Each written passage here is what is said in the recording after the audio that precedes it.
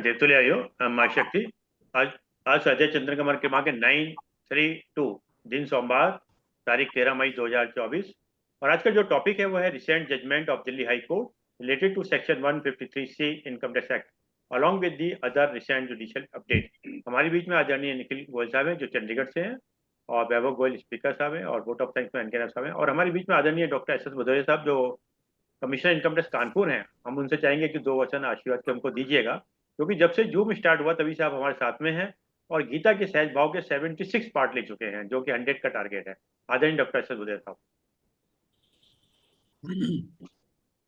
आदरणीय Shri N K nap साहब, Shri AK Sharma साहब, श्री राजेश जैन जी, एडवोकेट श्री मुकुल गुप्ता जी, और आज की जो सभा है जिसमें विशेष रूप से हमारे निखिल गोयल साहब जो पंजाब और हरियाणा हाई कोर्ट में हैं, और वैभव वैभव गोयल साहब, इन दोनों लोगों को विशेष रूप से साधुवाद देना चाहूंगा, क्योंकि ये तो विशेष रूप से इनकम टैक्स से रिलेटेड जो प्रोविजंस है उसमें एक तो इनकम टैक्स अपने में बहुत क्लिष्ट है, और जो सर्च से रिलेटेड प्रोविजंस हैं विशेषतः जो सेक्शन 150, पहले तो 153 BC और BD होते थे, लेकिन उसके बाद 153A और 153C, 158 BD और BC के बाद ये जो नए प्रोविजंस आए, इन्होंने काफी कॉम्प्लेक्सिटीज पैदा की। तो सीज्ड मटेरियल उसके लिए एसेंशियल है या नहीं, जब ये प्रोसीडिंग की जाए, ये बड़ा ही विवाद का विषय रहा। और फिर जो हमारा अभिसार का जो फाइनल डिसीजन आया, अभिसार के केस में सुप्रीम कोर्ट ने डिसीजन दिया, उसमें इनक्रिमिनेटिंग मटेरियल क्या होता है उसको लेकर के ही आप ये प्रोसीडिंग्स अपहोल्ड कर सकते हैं, अदरवाइज वो अपहेल्ड नहीं होगा। तो इस तरीके से बहुत सारे केसेस, मीता गुटगुटिया का आया, काबुल चावला का आया, जो सर्च से रिलेटेड प्रोविजन थे, तो बड़े ही विवाद का विषय इसलिए बना क्योंकि सर्च प्रोसीडिंग में कौन सी चीजें पाई जाती हैं और किसको इनक्रिमिनेटिंग मटेरियल माना जाता है। इनक्रिमिनेटिंग मटेरियल से रिलेटेड अगर आप उस पर एडिशन करेंगे तो अपहोल्ड होंगे, अदरवाइज तो रेगुलर प्रोसीडिंग में भी हो सकते थे। ऐसी बहुत सारी बातें, बड़े कन्फ्लिक्टिंग जजमेंट आते रहे। तो इलाहाबाद हाई कोर्ट और केरला ने एक अलग व्यू ले रखा था, जिसमें जाफरानी जर्जा का एक केस था, एक राजकुमार अरोड़ा का केस था इलाहाबाद हाई कोर्ट का, और काबुल चावला और मीता गुटगुटिया को लेकर के दिल्ली हाई कोर्ट और कॉन्टिनेंटल वगैरह को लेकर के बॉम्बे हाई कोर्ट के जो जजमेंट रहे वो बड़े कन्फ्लिक्टिंग थे 153A में। अच्छा, 153C में थोड़ी सी क्लैरिटी हो गई थी पहले, जब सिंघड़ एजुकेशन सोसाइटी वाला केस आया था और सुप्रीम कोर्ट ने उसको फाइनल कर दिया था कि उस केस में सीज्ड मटेरियल होना जरूरी है। तो मुझे सबसे ज्यादा खुशी इस बात की होती है जब हमारे बहुत से अधिवक्तागण और चार्टर्ड अकाउंटेंट हमारे बहुत सारे लोगों के बीच में आकर के जो धुंध है, जो कंफ्यूजन है, उसको साफ करने की कोशिश करते हैं। और ये एक बहुत बड़ा लोकहित का उत्तरदायित्व है जो निर्वहन विभाग को जो कार्य करने चाहिए, उसी के काम को फैसिलिटेट करते हुए हमारे अधिवक्तागण और जो हमारे चार्टर्ड अकाउंटेंट हैं, वो आम जनता को, टैक्स पेयर्स को और लोगों को उसके बारे में अप्राइज कराते हैं। ये न केवल खुशी की बात है, बल्कि ये सभी अधिवक्तागण हमारे साधुवाद के पात्र हैं, बधाई के पात्र हैं कि विभिन्न जो प्रोविजन है उसको लोक हित में सब तक प्रसारित करते हैं और कंफ्यूजन दूर करते हैं। मैं बहुत बधाई देता हूं हमारे दोनों अधिवक्ता और चार्टर्ड अकाउंटेंट श्री निखिल गोयल और वैभव गोयल जी को, जो कि आज इस सभा में जो है ये वक्तव्य देने वाले हैं। और मैं कामना करता हूं कि बहुत ही सफल होगा, लोगों के अंदर एक बहुत अच्छा डिस्कशन चलेगा, और फ्यूचर में जो है इस तरीके की और श्रृंखलाएं चलती रहेंगी। धन्यवाद। बहुत बहुत धन्यवाद आदरणीय डॉक्टर एस एस भदौरिया साहब, आपके आशीर्वाद वचन से हमको अच्छा लगा। और हमारे बीच में लद्दाख से मैडम डोलमा भी हैं, यानी कि दूर दूर से जो आ रहे हैं, उनका भी स्वागत है। अब हम आदरणीय निखिल गोयल साहब से निवेदन करते हैं कि आज के विषय को इंट्रोड्यूस करें। आदरणीय निखिल गोयल। नमस्कार जी। And Arvind ji, thank you. मेरा पहला सेशन है आपके साथ आज, and it is very good to see such a collaboration. आपके different different topics daily, it is not just income tax but very important life topics आप कवर कर रहे हैं daily, and I think that's a very important exercise to keep the community alive, not just on issues that relate to the profession, but also to the personal life. So this is a very good platform I see, and the kind of participation हमारे साथ लोग जुड़े हुए हैं पूरे देश दुनिया भर में से. This is an extremely good opportunity for me. I'll not take a lot of time. आज का मेरे को जो सर ने जिम्मा दिया है वो सिर्फ एक इंट्रोडक्शन के बेसिस पे है, इस टॉपिक को इंट्रोड्यूस करने के लिए है. सो अभी I will carry forward from where doctor Bhadauria ji ended the conversation. Income tax में रोज कुछ ना कुछ बदलता रहता है, क्योंकि interpretation high court supreme court की जब कोई इंटरप्रिटेशन होती है, उससे लॉ में डेवलपमेंट का जो स्कोप है वो हर रोज एक नई जजमेंट लेके आता है, हर रोज एक नई सोच लेके आता है. और इस सब के बीच में जब हमारा लेजिस्लेचर भी साथ में एक अमेंडमेंट उठा लाए जिससे एक बहुत बड़ा चेंज आ जाए आपकी day to day working, day to day procedures में, that can have a big impact in terms of new litigation. अब हुआ क्या कि कहीं जाके 153C जो थोड़ा बहुत सेटल होता दिख रहा था, और अब जो जजमेंट्स आज भी मैं डिस्कस करूंगा जिनमें काफी अच्छी एनालिसिस है, इस दौरान अब फाइनेंस एक्ट 2021 में 1/4/2021 के बाद 153C जो सेक्शन है उसी को खत्म कर दिया गया था. So a sunset date was given to section 153C by finance act 2021, that was 31st of March 2021. अब आज के बाद अगर कोई केस सर्च रिलेटेड जहाँ पे आपको किसी और एसएससी की इंफॉर्मेशन मिलती है, in the search of an SSC, if you find any information related to a third party, procedure is now shifted to section 148 directly, जो कि अभिसार बिल्डवेल में एक तरीके से इसी चीज को एक्सप्लेन करा गया था कि कब आप 147 या 148 रीअसेसमेंट की पावर को एक्सरसाइज कर सकते हैं एंड कब आप 153C कर सकते हैं. तो एक तरीके से जब तक वो जजमेंट आई तब तक तो प्रोसीजर आज की डेट में मर्ज होके रखा था. नाउ ये ट्रांजिशनल प्रोविजंस जो होती हैं, transitional provisions give rise to a lot of litigation. One of the core areas of litigation today is, अगर आपकी सर्च 1/4/2021 से पहले की सर्च है और वहां से कोई मटेरियल सीज हो गया है, और आज की डेट में अगर वो इन्वेस्टिगेशन विंग वो डॉक्यूमेंट आपके असेसिंग ऑफिसर को ट्रांसफर करते हैं, क्या उसकी पावर आपकी 153C में एक्सरसाइज होगी या फिर सेक्शन 148 में एक्सरसाइज होगी? This is one of the major questions which is being answered by different courts. अभी सिर्फ राजस्थान हाई कोर्ट ने इसको डेवलप करा है from the new perspective, but definitely ये क्वेश्चन पेंडिंग चल रहा है काफी कोर्ट्स में. इसके बाद हमारे पास ऐसे इश्यूज भी उठ के आते हैं कि क्या जो 153C में रेलेवेंट प्रोविजन थी, there is a circular of CBDT following a Supreme Court decision in Calcutta Knitwear. It's a 2015 circular. उसमें डिफाइन करा गया है कि एक असेसिंग ऑफिसर 153C में असेसमेंट कब खोल सकते हैं. वहां 3 माइलस्टोन दिए गए हैं. जब असेसी की इन्वेस्टिगेशन चल रही हो जिसकी सर्च हुई थी. सेकेंड स्टेज है when that assessee is being assessed. And the third stage is immediately after the completion of assessment of the search person. ये कैलकाटा नेटवेयर में उन्होंने डिसीजन दिया, पंजाब हरियाणा से उठ के ये केस सुप्रीम कोर्ट गया. CBDT ने इस केस को माना, although that decision was with respect to section 158BC and BD जो इससे पहले के प्रोविजन थे. CBDT ने इस प्रोविजन को मानते हुए कहा कि ये प्रोविजन 153C पे भी अप्लाई करे. अब साहब आपकी सर्च तो हो गई है मार्च 2021 से पहले कभी, और उन लोगों की असेसमेंट कंप्लीट हो गई थी सितंबर 2022 में, जिनकी सर्च हो गई थी मार्च 2021 से पहले. तो how do you read immediately there after? So can September 22 and today's gap, अगर आज की डेट में 2024 में किसी को नोटिस आता है या 2025 में किसी को नोटिस आता है सेक्शन 148 का, whether that period can be treated as immediately after the closure of the assessment of that person. So ये transitional burning issues हैं. I would like our speaker also to give some deliberation on these issues, because these are as of now these are pending issues before the courts also. Now coming to today's discussion, आज के लिए sir ने बड़े interesting 2-3 judgments के बारे में मेरे को एक reference भेजा था. The first and foremost decision that was shared with me was Saksham Commodities versus Income Tax Officer. This is 2024-161 taxman.com 485.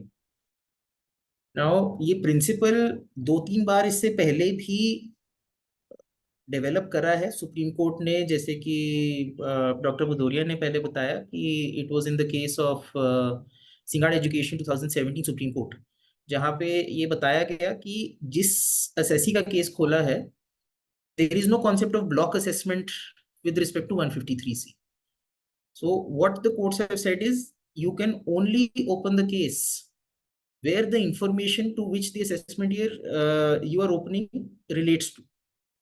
So there is no automatic reopening of 6+1 years, that is 6 years prior to the search year and 1 year of the search year. You have to be specific कि आपको अगर कोई document मिला है, आपको कोई asset मिला है, वो किस असेसमेंट ईयर को रिलेट करेगा। And it can not be the case कि आप सारे ही सालों को खोल के बैठ जाएंगे, 7 के 7 सालों के असेसमेंट करेंगे एक block assessment form. So a very relevant decision, क्योंकि मैकेनिकली बहुत बार रीअसेसमेंट कर दी जाती है, 6-7 सालों के नोटिस दे दिए जाते हैं, जबकि एक बहुत ही स्पेसिफिक, से फॉर एग्जांपल आपकी 2021 की सर्च में कोई 2016 फाइनेंशियल ईयर का अग्रीमेंट मिला जिसमें कोई कैश ट्रांजैक्शन की बात करी गई या कोई पर्ची मिली। अब क्या उस डॉक्यूमेंट के बेसिस पे 2014-15 का केस खोला जा सकता है? नहीं। So the principle that is being drawn by the courts is that information has to be specific and the reopening also has to be very specific that it relates to that year. So that is a point that has to be noted from this decision.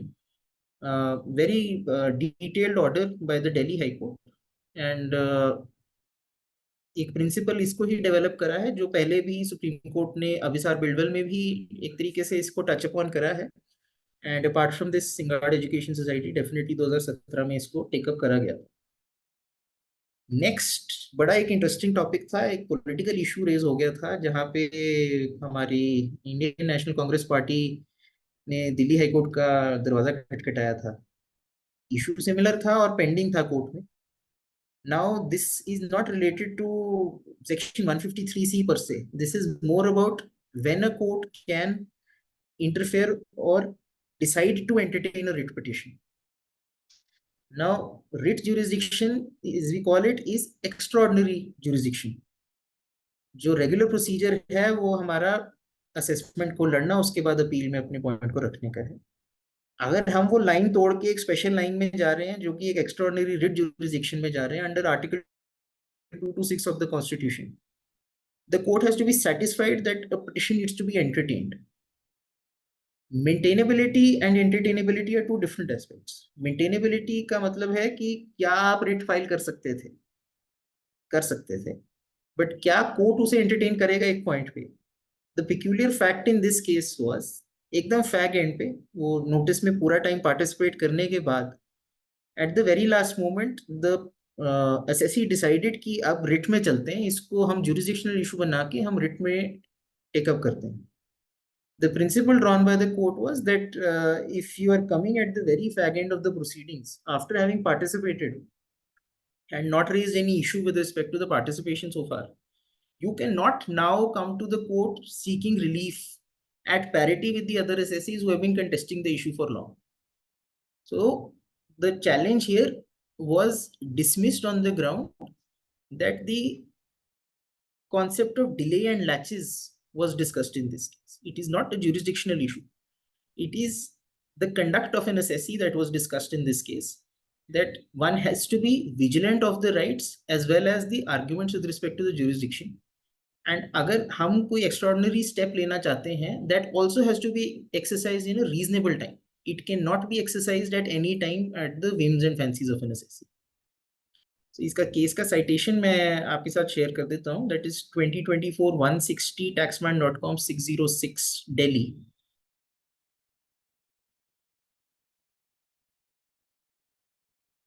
So a very interesting issue, and it is more on the angle of whether a writ petition was entertainable at a particular stage, not on the aspect of 153C directly. Third important judgment that has been shared with me was PCIT versus Ojas Medicare Limited. अब ये जो decision है, this is again touching upon multiple aspects. यहाँ पे हमने जो main aspect हमने touch upon किया है is the definition of the relevant assessment year. अब एक डिस्टिंक्शन ड्रॉ हो जाती है, जिस पर्सन के ऊपर सर्च होती है उसके लिए तो डिफाइंड हो गया, आपकी सर्च हुई 28/12/2021 को, आपका relevant assessment year for the search माना जाएगा 2022-23, और आपके पीछे जो काउंटिंग होगी 6 साल या 10 साल की, वो उस 22-23 से पीछे की काउंटिंग होगी। सो ये 6 और 10 साल का जो कॉन्सेप्ट था, this was introduced by an amendment in finance act 2017, because जहां आप पहले 6 साल तक पीछे जा सकते थे एज पर section 153A1, finance act 2017 introduced an explanation 4, जहां पे उन्होंने कहा कि अगर आपके पास 50 लाख से ज्यादा के एसेट की इंफॉर्मेशन है, एंड मानिए ये अभी लड़ाई शुरू हुई थी आशीष अग्रवाल के टाइम पे 50 लाख वाली, बट कहीं ना कहीं स्टैचूट में ये दबी हुई थी, 50 लाख वाली बात 2017 में ही लेके आ चुके थे ये amendment, assets worth more than 50 lakh rupees, and this information was a condition precedent for reopening cases beyond 6 and up to 10 years from the relevant assessment year. Now one has to understand कि ये तो हो गया search person का case. अब search person के case में तो ईयर्स डिफाइन हो गए। There is a proviso, first proviso to section 153C, which says for the person other than the search person, relevant year would mean the year in which the document is transferred. तो से for example आपके पास किसी SSC का document तो आ गया, but आपने उसको transfer करने में जितना टाइम लगा दिया, उसके बाद क्या आप वो साल खोल सकते हैं या नहीं? इसका एक बेसिक एग्जांपल मैं देता हूँ। आपने किसी के 2017 में सर्च करी, and at the end of the day वो डॉक्यूमेंट 2023 में जाके असेसिंग ऑफिसर को ट्रांसफर होता है। जब 2017 में सर्च करी थी तब आपके पास खोलने के लिए पीरियड पीछे 10 साल का बैठता था, 2007 तक का। अब आपके पास जो डॉक्यूमेंट आया वो 2010 से रिलेटेड डॉक्यूमेंट आ गया, बट जब 2023 में आपने उसको ट्रांसफर करा, 2023-24 would be considered as the relevant year, और अगर आप उससे 10 साल पीछे भी जाते हैं, आप 2013-14 तक पीछे जा सकते हैं।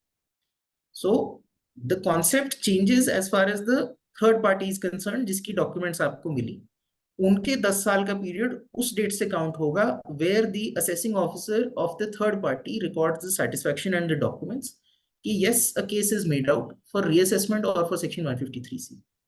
So at the end of the day, the definition of relevant assessment year would be differently applied. This was first taken up in Jasjeet Singh's case by Delhi High Court. उसके बाद RRJ Securities आया.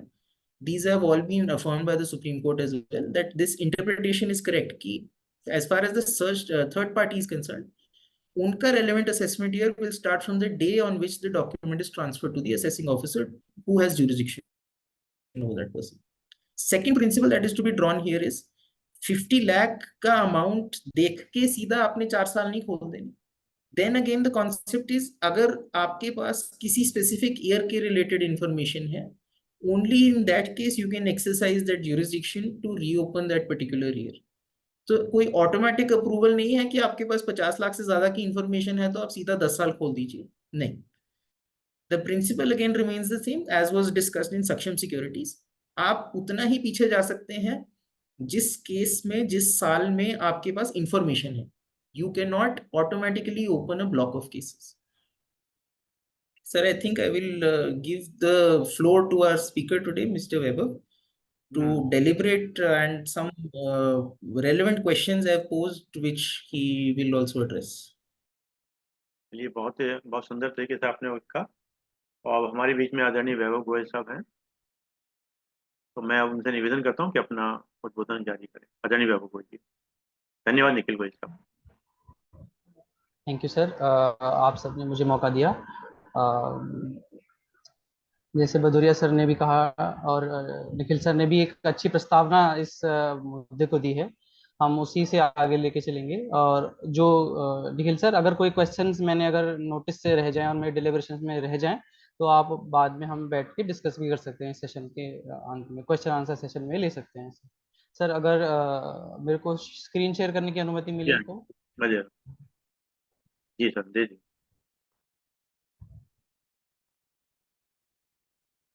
आगे।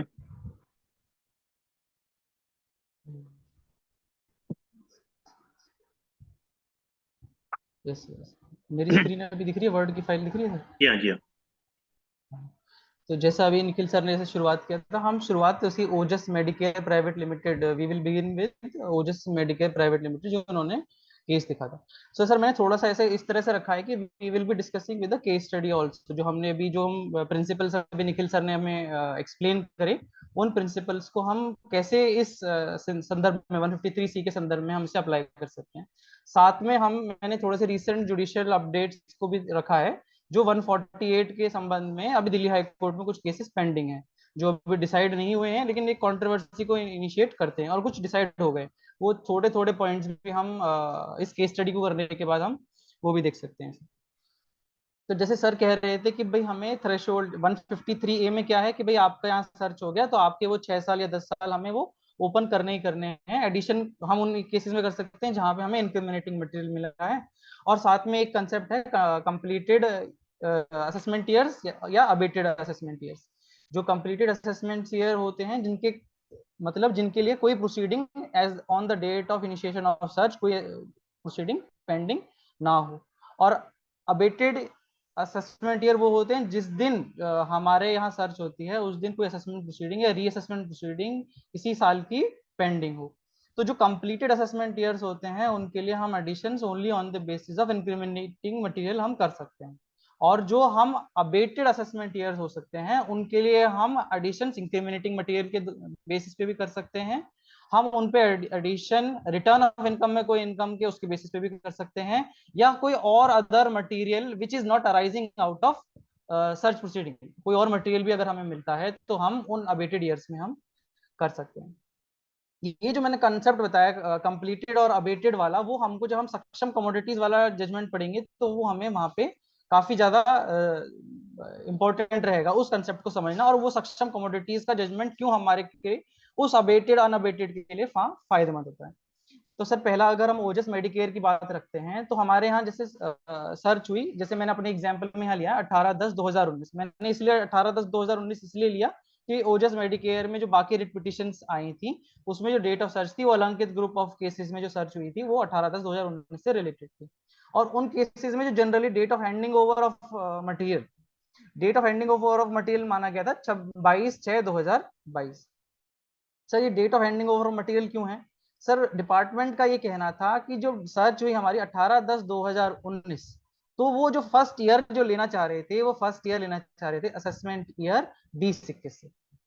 और हम जो कह रहे थे कि भाई सब first proviso to section 153C सब सेक्शन 1 ये कहता है कि date of search for the non searched person should be the date of handing over of material by the AO of the searched person to the AO of the assessee, जो third person है उसको जो आपने handing over of material किया है वो उस date से हमें इनिशिएट करना चाहिए, जो कि हमारे केस में बैठता है असेसमेंट ईयर 23-24।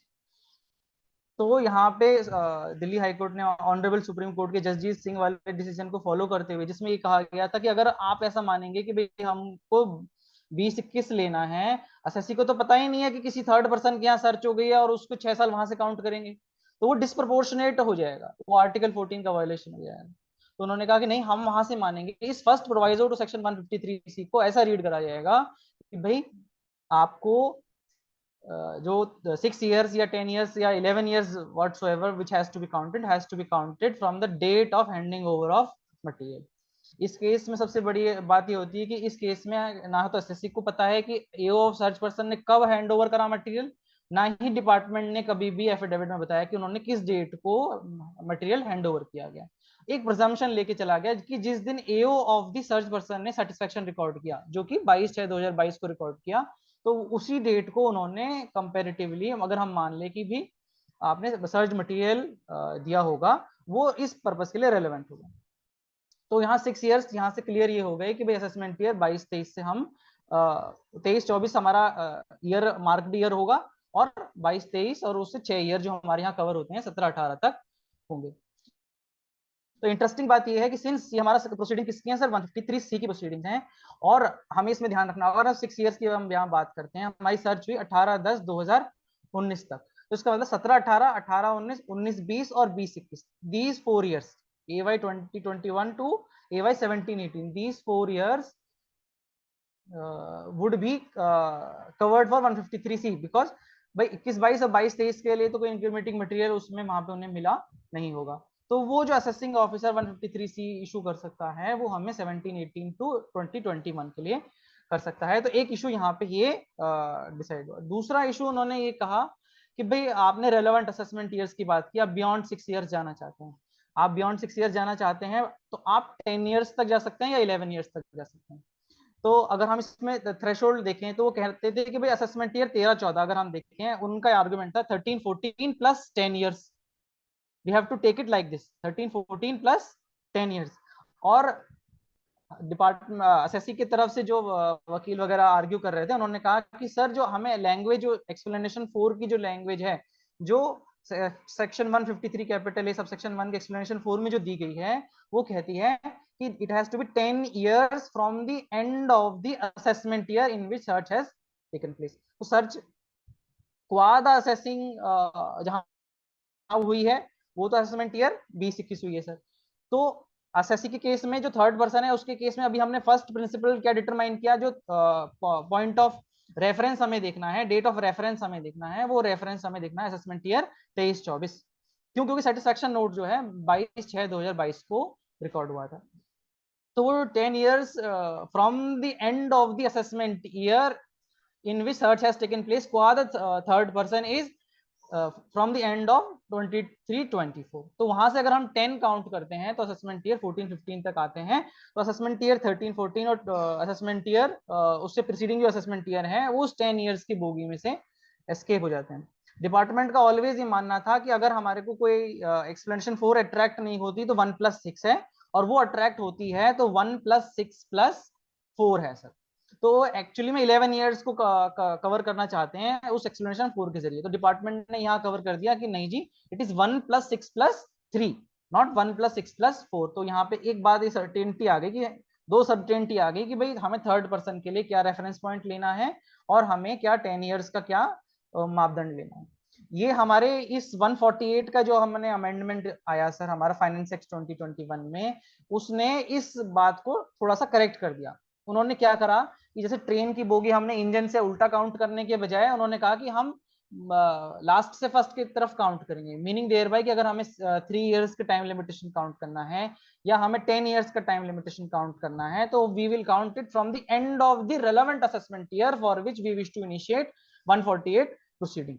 तो वो जो कंट्रोवर्सी इस 153C के वजह से आ रही थी तो वो अब वो 148 में काफी हद तक एड्रेस हो गई।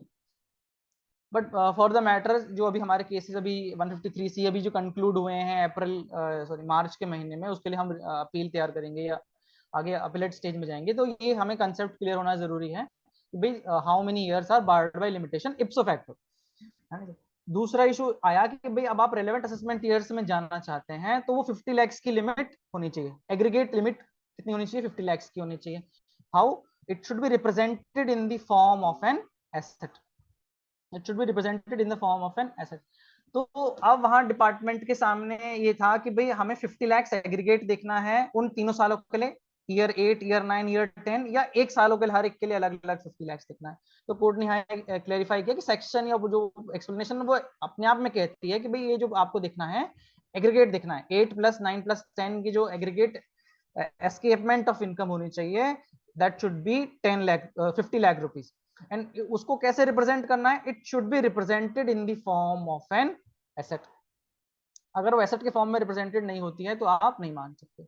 वहां वर्ड यूज था लाइकली, तो वो जो लाइकली टू एक्सीड या likely to be 50 lakh rupees, तो यहाँ कोर्ट ने कहा इस लाइकली वर्ड का क्या मतलब है कि लेजिस्लेचर इस बात का संज्ञान ले चुका है कि भाई जब आप सर्च हुए थर्ड पर्सन की मटेरियल मिला है तो कंक्लूसिव एविडेंस मिलना जरूरी नहीं है। वहां ऐसा जरूरी नहीं है कि 50 लाख का एसेट मिलना जरूरी है, 50 लाख से कम का एसेट भी मिल जाता है, लेकिन असेसिंग ऑफिसर एक रीजन फॉर्म करता है। वो रीजन जो फॉर्म करता है, अगर उसके फॉर्मेशन ऑफ ओपिनियन में उसको लगता है कि एस्केपमेंट 50 लाख से ऊपर है तो भी उसने वैलिड जुरिसडिक्शन अज्यूम किया है। तो ये एक बात है। तो ये हमें ध्यान रखना है कि एक्चुअल एसेट 50 lakhs का होना जरूरी नहीं है, उसका एक संज्ञान लेना है कि हाँ ओवरऑल फैक्ट्स के बेसिस पे मैं 50 lakhs का escapement which is represented in the form of an asset हम कर सकते हैं। इसका अगर हम जब केस स्टडी समझेंगे तो कुछ क्वेश्चंस मैं पुटअप करूंगा, और उस क्वेश्चंस के पुटअप में आपके सामने ऐसा लगेगा कि असेसिंग ऑफिसर हो सकता था। दो इन केसेस में असेसिंग ऑफिसर ने ऐसा कोई फॉर्मेशन ऑफ व्यू नहीं किया, क्योंकि सेटिस्फेक्शन नोट जो कोर्ट ने रिप्रोड्यूस किए हैं, बट अगर वो थोड़ा सा डेवलप अपॉन करते तो वो उनको थोड़ा सा एक लेवरेज मिल सकती थी, और वो ये लेवरेज जो है 149(1)(b) में ये सिमिलर टर्म इस्तेमाल है वो वहां पे होगा। जो तीसरा इन्होंने यहाँ पे वो हम डिस्कस कर चुके कि क्या रेफरेंस पॉइंट लिया जाएगा। चौथा यहाँ पे जो मेजर पॉइंट था सॉरी, चौथा यहाँ जो मेजर पॉइंट जो डिस्कस हुआ वो ये था कि वहां पे डॉक्टर राकेश गुप्ता या ऐसे और एडवोकेट्स ये प्ली ले रहे थे कि सर ये जो fourth explanation 4 to section 153C कैपिट सब सेक्शन 1 जो आया है, ये आया है सर फाइनेंस एक्ट 2017 से सर। तो जब ये 2017 से आया है तो असेसमेंट ईयर 10, 11, 11, 12 ये ऑलरेडी 148 के लिए सॉरी ये ऑलरेडी बार्ड बाय लिमिटेशन हो गए हैं 148 के लिए। तो जब इनका लिमिटेशन 153C में और 148 में इटसेल्फ बार्ड बाय लिमिटेशन हो गया है, तो जो ब्रह्मदत्त का ऑनरेबल दिल्ली हाई कोर्ट का डिसीजन है या और भी डिसीजंस जो ये कहते हैं कि भाई जब लिमिटेशन ऑलरेडी एक्सपायर हो गया है उसको फ्रेश अमेंडमेंट से नई लीज लाइन या नया जान नहीं दी जा सकती, और जिनकी एग्जिस्टिंग टाइमलाइन बड़ी थी बची हुई थी उन्हीं को हम ये कह सकते हैं कि those would be affected by finance act 2017। तो ऑनरेबल जस्टिस ने इस बात को नहीं माना, उन्होंने कहा कि भाई ऑनरेबल सुप्रीम कोर्ट ने विक्रम सुजीत कुमार भाटिया 2023 का ये जजमेंट है, अप्रैल के महीने में आया था, तो उसमें ये कहा गया था कि जब उन्होंने क्या इंटरप्रेट कर रहे थे, वो इंटरप्रेट कर रहे थे finance act 2015। Sir supreme court ये इंटरप्रेट कर रहा था 2015 से पहले वर्ड बिलोंग्स टू ही था, पर्टेन्स टू, रिलेट्स टू एक सेक्शन 153C में नहीं हुआ करता था।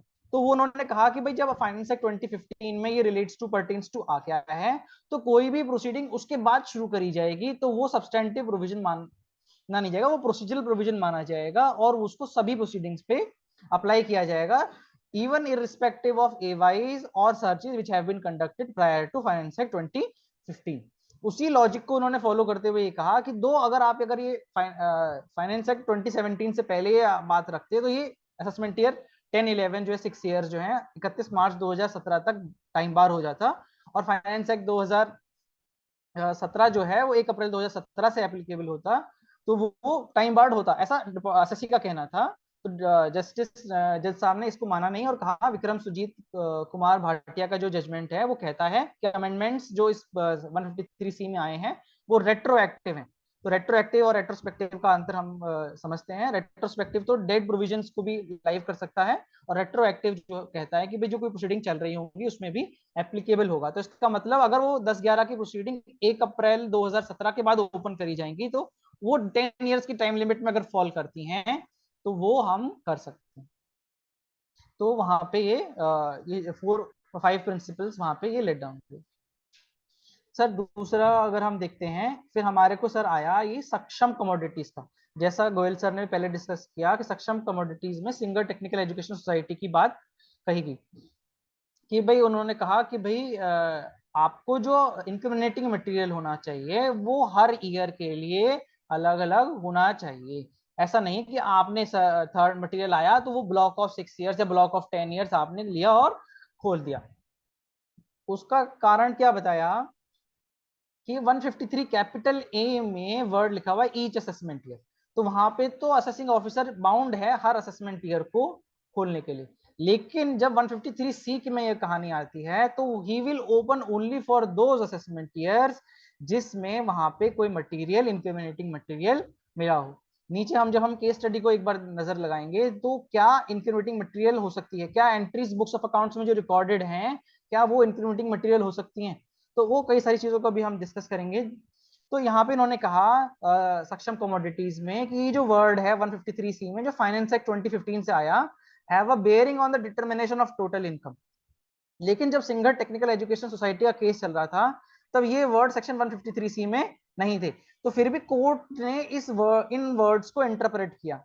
जसजीत सिंह वाले केस में भी ये वर्ड्स नहीं थे, फिर भी कोर्ट्स ने इन वर्ड्स को वहां पे इंटरप्रेट किया। क्यों क्यों करा? क्योंकि ये आर्टिकल 14 का एक बहुत बड़ा हमारा इनबिल्ट चेक है। अदरवाइज अगर आर्बिट्री पावर आ जाएगी असेसिंग ऑफिसर के पास कि भाई कोई इंक्रिमिनेटिंग मटेरियल नहीं है, जस्ट बिकॉज 1 साल के लिए है और ये जो ईयर मैं खोलना चाहता हूँ ये ब्लॉक में खुलता है, तो मैं भी इसे खोलने के लिए सक्षम हूँ। तो वो जो आर्बिट्री नेचर है, कोर्ट्स ने उस आर्बिट्री नेचर को, उस डिस्प्रोपोर्शनेट पावर को जो एक्सरसाइज असेसिंग ऑफिसर करते हैं उसको कर्टेल करते हुए, लिमिट करते हुए कहा कि भाई आपको वही ईयर्स खोलने हैं जिस ईयर्स में आपको इंक्रिमिनेटिंग मटेरियल मिला है। तो उसका इफेक्ट क्या होता है? जैसे हम अभी शुरुआत में जैसे हम बात कर रहे थे कंप्लीटेड असेसमेंट ईयर्स या अबेटेड असेसमेंट ईयर्स, अभी जैसे हम अगर हम ऊपर टेबल में देखते हैं, अगर असेसिंग ऑफिसर को सक्षम कमोडिटीज का जजमेंट नहीं होता तो वो सपोज असेसमेंट ईयर 18-19 का केस भी खोल सकते थे, इररिस्पेक्टिव ऑफ द फैक्ट वहां इंक्रिमिनेटिंग मटेरियल मिला है या नहीं मिला है। आदित्य जैन वाले ग्रुप में सपोज उनका 148 की प्रोसीडिंग इनिशिएट हो रखी थी, आदित्य जैन पे भी सर्च हुई थी, वहां से उनके बेसिस पे 148 इशू हो रखा था असेसमेंट ईयर 18-19 के लिए। अब असेसिंग ऑफिसर के पास ही मटेरियल आ जाता है अलंकित ग्रुप से संबंधित और वो सारे के सारे 6 ईयर्स खोल लेते हैं, लेकिन अलंकित ग्रुप में असेसमेंट ईयर 18-19 के लिए कोई मटेरियल अवेलेबल उनके पास नहीं था। तो क्या ये असेसमेंट ईयर 18-19 का जो रीअसेसमेंट प्रोसीडिंग पेंडिंग थी जिसके लिए आदित्य जैन ग्रुप से मटेरियल आया हुआ था, तो क्या ये अवेटेड ईयर कहलाता? क्योंकि वो 148 में खुला हुआ था प्रायर टू 1 अप्रैल 2021 से पहले की सर्च थी, तो वो 148 में खुला हुआ था असेसमेंट ईयर 18-19। अब हाँ यहाँ मटेरियल आपका अलंकित ग्रुप से आ गया, वो आपने 153C में खोल लिया। तो 153C सब सेक्शन 1 का जो फर्स्ट प्रोवाइजो है उसका इफेक्ट इतना बड़ा होता था कि भाई असेसिंग, इस बार भी क्या हुआ कि डिपार्टमेंट ने वो ईयर्स असेसमेंट ईयर 18-19 ऐसे ईयर्स को अबेटेड ईयर मान लिया और उसमें आदित्य जैन ग्रुप में जो मटेरियल मिला है उसको ऐड कर दिया 153C में और 148 की प्रोसीडिंग मान ली कि अब वो अबेट हो गई। तो ये सक्षम कमोडिटीज का ये जो जजमेंट आया है ये इस बात को भी टच अपॉन करता है कि सिंस असेसिंग ऑफिसर के पास जुरिसडिक्शन ही नहीं था असेसमेंट ईयर 18-19 का केस खोलने का, तो the issue of it being an abated year would not arise, वो उठेगा ही नहीं। तो वो क्या होगा, assessing officer is bound to complete that year under section 148। अब क्या हुआ होगा कि उन्होंने अबेट मान लिया और वो 153C में उन्होंने कंप्लीट कर लिया। अब आप अपील में जाएंगे तो आप ग्राउंड भी ये ले सकते हैं कि भाई वो अबेटेड ईयर नहीं था तो वो 153C में कंप्लीट नहीं होना चाहिए था और 148 में होना चाहिए था। असेसमेंट प्रोसीडिंग 148 में आपने नहीं करी तो और अब वो टाइम बार्ड है, तो it clearly goes on to say 148 are barred by limitation, और वो आप ऐसे ग्राउंड्स हम अपील के दौरान ले सकते हैं। जैसा गोयल सर ने टच अपॉन किया कि इंडियन नेशनल कांग्रेस, जो हमारा तीसरा डिसीजन जो हम टच अपॉन करना चाह रहे थे कि भाई जो हमारा ये जो इंडियन नेशनल कांग्रेस का डिसीजन है इट मेयरली और it primarily restricts to the entertainment of writ petition before the honourable high court under article 226। उन्होंने कहा कि ये petition supreme sorry Delhi high court ने कहा ये पिटिशन मेंटेनेबल तो है, लेकिन सिंस आपको जो मटेरियल है सेटिस्फेक्शन नोट है, ये सेटिस्फेक्शन नोट आपको जून 2023 में दे दिया गया था, ये सेटिस्फेक्शन नोट जब जून 2023 में दे दिया गया था, and you are approaching the high court in the month of March 2024, so how far it is equitable, how far you justify the principles of equity in this regard. लेकिन 2-3 issues जो थे जो कि इन्होंने इसमें टच अपॉन किए जो कि हमारे लिए काफी कारगर हो सकते हैं। जब हम 153C देखते हैं तो 153C में यहाँ पे असेसिंग ऑफिसर जो है वो कंबाइंड सेटिस्फेक्शन नोट या कॉमन सेटिस्फेक्शन नोट अभी उन 6 सालों के लिए, 7 सालों के लिए, 10 सालों के एज द केस में भी वो उन सालों के लिए एक कंबाइंड सेटिस्फेक्शन नोट बना लेते हैं। तो यहाँ इंडियन नेशनल कांग्रेस ने अब डॉक्टर मनीष सिंघवी जी ने ये चैलेंज किया कि सर सिंगल एजुकेशनल सोसाइटी में लिखा था कि हर साल के लिए अलग अलग सेटिस्फेक्शन नोट होना चाहिए, तो यहाँ जज साहब ने कहा ऐसा नहीं लिखा है, उसको इंटरप्रिटेशन आप हम गलत कर रहे हैं, आपको इंटरप्रेट इस तरह से करना चाहिए हर साल के लिए इंक्रिमिनेटिंग मटेरियल होना चाहिए और assessing officer is well within its rights to have a common satisfaction note. हाँ, उसको जिस साल का वो ओपन कर रहा है उस साल के लिए सेटिस्फेक्शन उस कॉमन सेटिस्फेक्शन नोट में उस साल के लिए मटेरियल को उस नोट में लिखना चाहिए। और ये इस जब वो जजमेंट में काफी सारी बात कर रहे थे तो उन्होंने काफी सारे ईयर्स को टच अपॉन करते हुए इंक्रिमिनेटिंग मटेरियल की टेबल भी दी थी कि हर साल के लिए इंक्रिमिनेटिंग मटेरियल की टेबल वहाँ अवेलेबल थी कि ये इंटीमेटिंग मटेरियल PDF वगैरह वहाँ मिला था।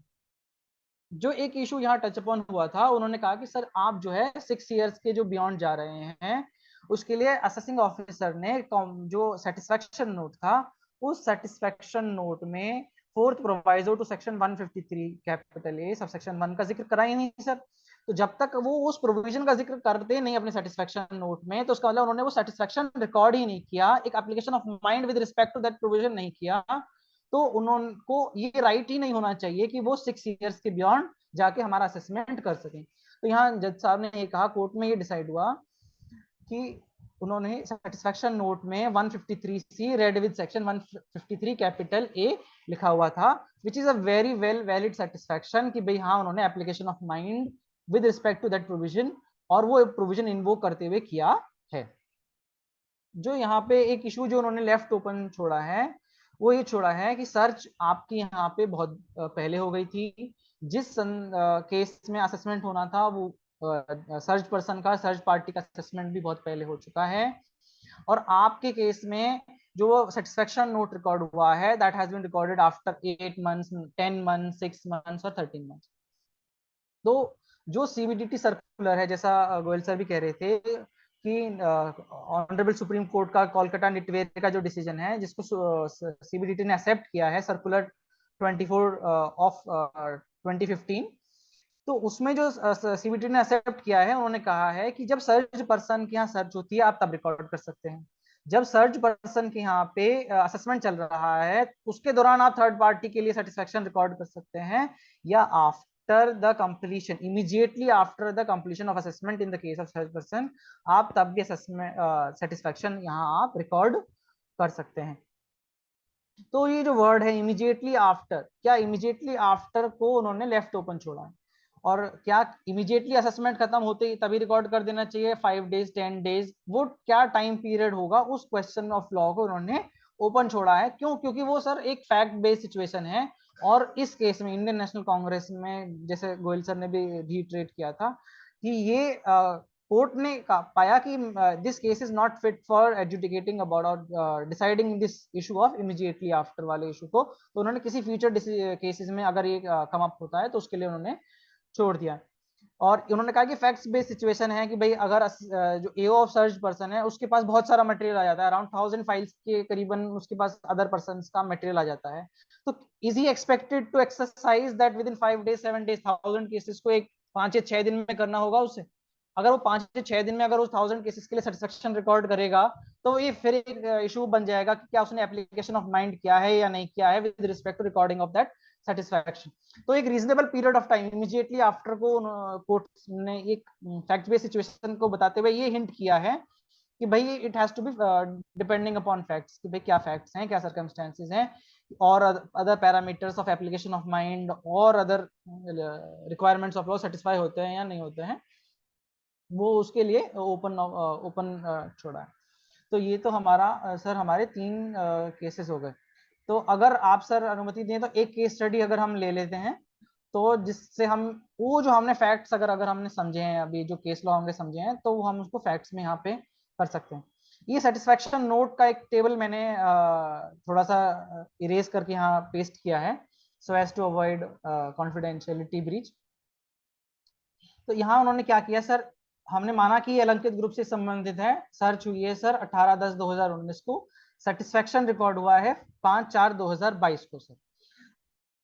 तो सर अगर हमारा सेटिस्फेक्शन 5/4/2022 को रिकॉर्ड हुआ है, तो कौन कौन से ईयर्स कवर हो सकते हैं सर? क्या हमारा असेसमेंट ईयर यहाँ 12-13 कवर होगा सर?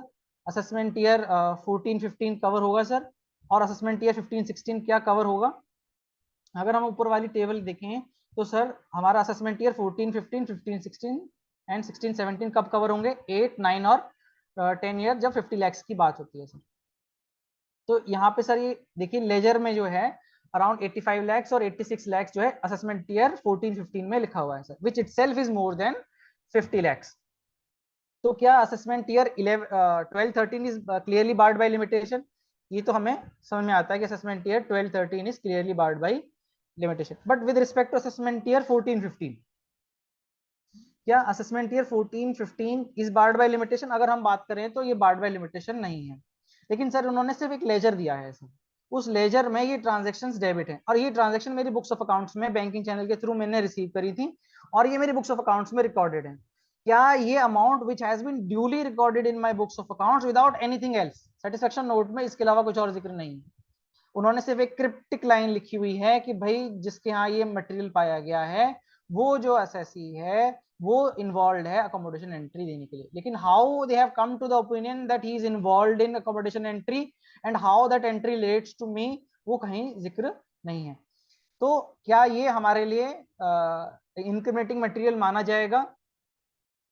तो मैंने दिल्ली हाई कोर्ट के एक डिसीजन को कोट किया, परम डेयरीज लिमिटेड का, डेटेड 15 फरवरी 2021। उन्होंने कहा कि अगर वो ट्रांजैक्शन बुक्स ऑफ अकाउंट्स में रिकॉर्डेड है तो वो इंक्रीमेंटिंग मटेरियल की श्रेणी में नहीं आ सकती। इप्सो फैक्टो आपको और अगर कोई और अदर मटेरियल मिलता है तो वो इंक्रीमेंटिंग मटेरियल की डेफिनेशन में आ सकता है। अब यहाँ पे क्या है सर, उन्होंने कॉमन सेटिस्फेक्शन नोट बना लिया। हमने कहा ठीक है कॉमन सेटिस्फेक्शन नोट ठीक है। उन्होंने यहाँ रिकॉर्डिंग भी नहीं किया कि that this has been represented in the form of an asset, वो लिखा भी नहीं है इन्होंने। तो वो जो ओजस मेडिकेयर में उन्होंने लाइकली टू की जो उन्होंने जजमेंट में एक बात कही, तो वो एसेट का होना जरूरी नहीं है, अमाउंट 50 लाख का एसेट होना जरूरी नहीं है, एसेट मिलना जरूरी है। लेकिन यहाँ इन्होंने तो ये भी रिकॉर्ड नहीं किया कि भाई एसेट मिलना चाहिए था, मिला कि नहीं मिला। वो हम अगर इंडियन एविडेंस एक्ट की बात करें, सेक्शन 65 भी इंडियन एविडेंस एक्ट जो है विच रिप्रेजेंट्स विद सेक्शन 63 ऑफ जो नया हमारे यहाँ भारतीय न्याय संहिता आई है, उसमें वो सेक्शन 63 से रिलेट करती है सेक्शन 65 भी। वहाँ हैश वैल्यू भी नहीं दिया हुआ है, पंचनामे में हैश वैल्यू भी नहीं है। यहाँ आपने सेटिस्फेक्शन नोट में डिन नंबर भी कोट नहीं किया हुआ है। आपने एसेट की क्वांटिफिकेशन तो छोड़िए, आपने रिकॉग्नाइज भी नहीं, कॉग्निजेंस भी नहीं लिया इस बात का कि भाई वहां पे कोई एसेट एग्जिस्ट करता है या नहीं करता है। तो क्या इन सब फेलियर्स को मद्देनजर रखते हुए एक डिसीजन लेना चाहिए? मेरा मानना है लेना चाहिए कि भाई it is a clear cut case where it is not a incriminating material. Let's see how courts take up this issue. हमने अबेटेड ईयर के लिए ऊपर बात कर लिया कि अगर 153C में सक्षम कमोडिटीज का अगर वो केस फॉलो होने के बाद वो केस खुलता और आपका कोई आदित्य जैन के संबंध में या किसी फिलाटेक्स ग्रुप के संबंध में या किसी भी और ग्रुप के संबंध में कोई मटेरियल अदर मटेरियल आपके यहाँ आया हुआ है, तभी वो अबेटेड ईयर माना जाएगा if 153C has been validly taken, jurisdictional condition वहां पे वैलिडली होते हैं। सर्कुलर 24/2015 हमने उसी तरह से देख लिया अभी सर कि हम क्या करते हैं सर। ये तो सर ये बात रही। कंसिडरिंग सर मैं 148 के कुछ केसेस जो सिमिलर प्रोविजन 153 से संबंधित सिमिलर केसेस थे वो दूसरी स्लाइड में है, तो मैं क्या टेकअप कर लूं उन्हें? हाँ, या ले लीजिए, अभी हम देख लीजिए, ले लीजिए। ले सकते हैं?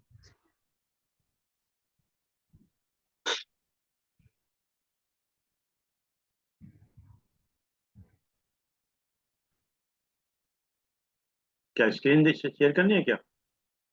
हाँ हाँ सर कर रहा हूँ सर। हाँ सर दूसरी स्क्रीन मेरी आगे होगी सर, ये मैंने ये आ पॉइंट वाइज में ये आ गया।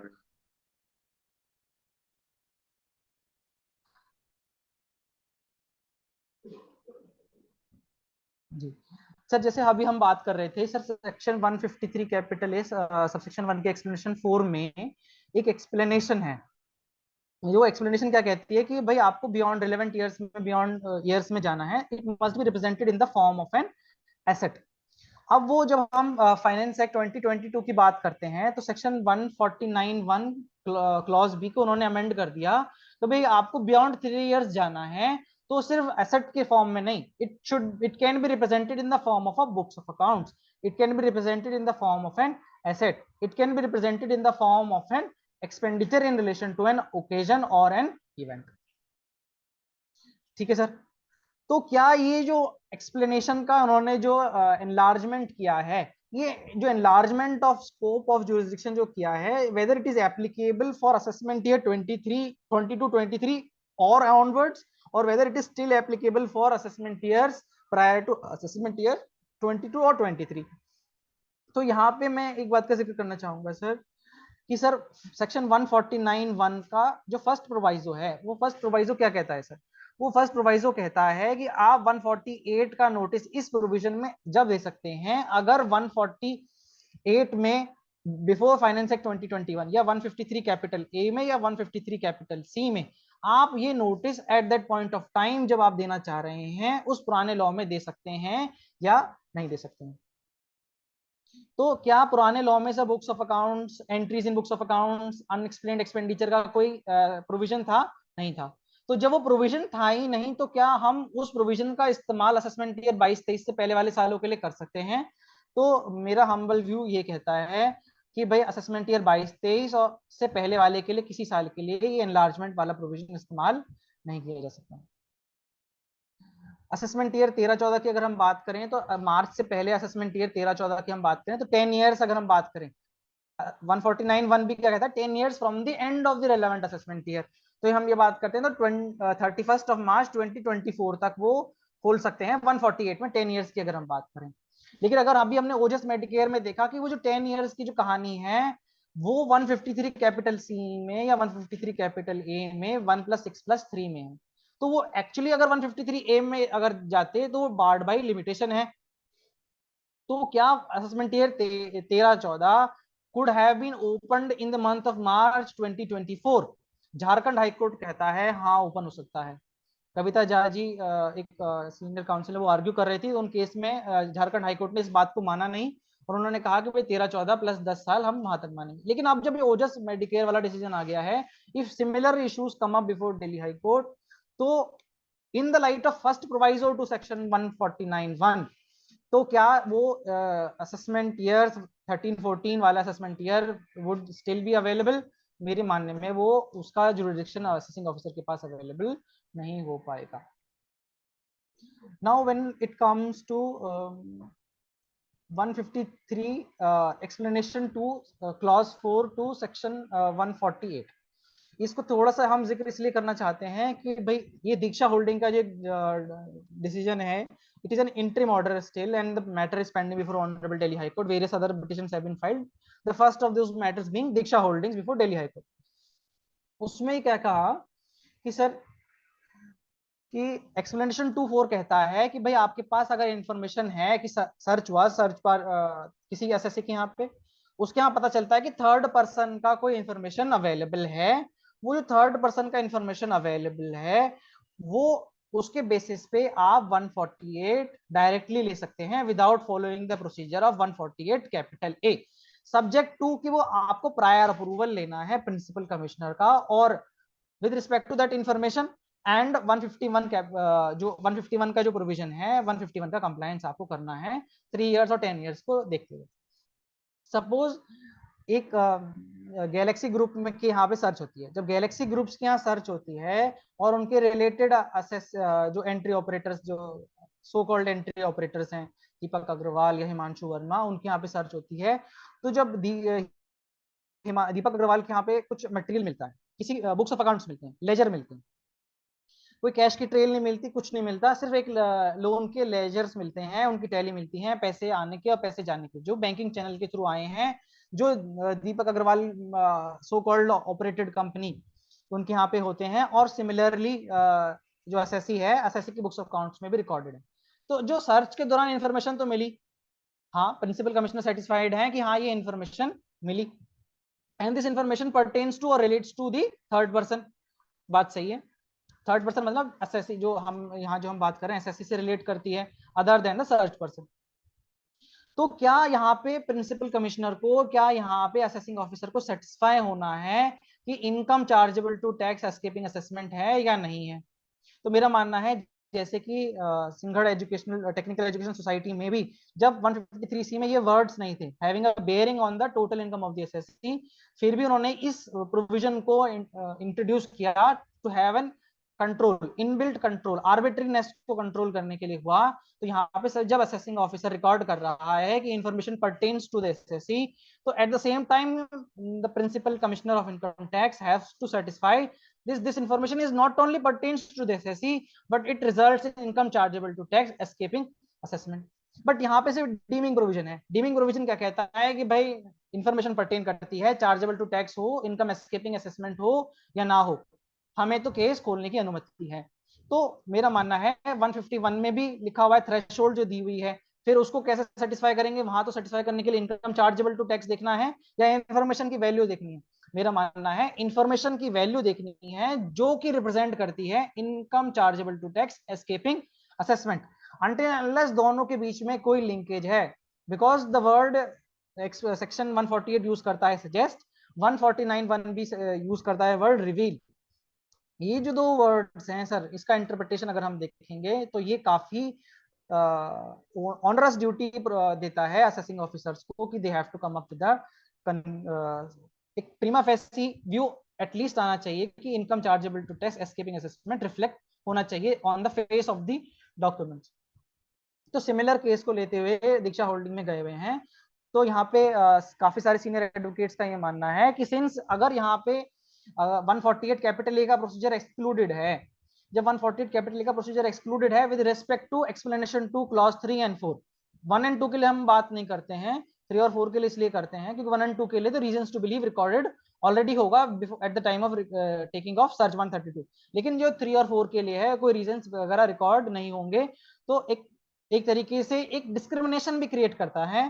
कैसे कि भाई अगर आपके यहाँ सर्वे हुआ है तो 148 कैपिटल ए का प्रोसीजर आपके यहाँ फॉलो होगा, लेकिन आपके यहाँ सर्च भी नहीं हुई है, आपके यहाँ सिर्फ मटेरियल थर्ड पर्सन का मटेरियल पाया गया है, तो आपके यहाँ 148 कैपिटल ए का प्रोसीजर नहीं फॉलो होगा। तो ये जो discrimination with respect to survey person and the non search person, जो ये डिस्क्रिमिनेशन हो रहा है, ये भी एक अलार्मिंग इशू है जिसको भी कोर्ट्स में ख्याल से आगे वाले दिनों में कंसिडर करेंगी। तो यहाँ कई सीनियर काउंसिल्स का ये मानना है कि sir till the time 148 capital A का प्रोसीजर एक्सक्लूड करा जा रहा है, तो जो ऑनरेबल सुप्रीम कोर्ट का जजमेंट है जीके एंड ड्राइव शेफ्ट का, वो उन प्रोसीडिंग्स में इंट्रोड्यूस होना चाहिए। असेसी के पास राइट होना चाहिए कि भाई ये जो इन्फॉर्मेशन आप जिसके बेसिस पे 148 डायरेक्टली आपने इशू किया है, वो जो 148 आप इशू कर रहे हैं दैट शुड हैव बीन,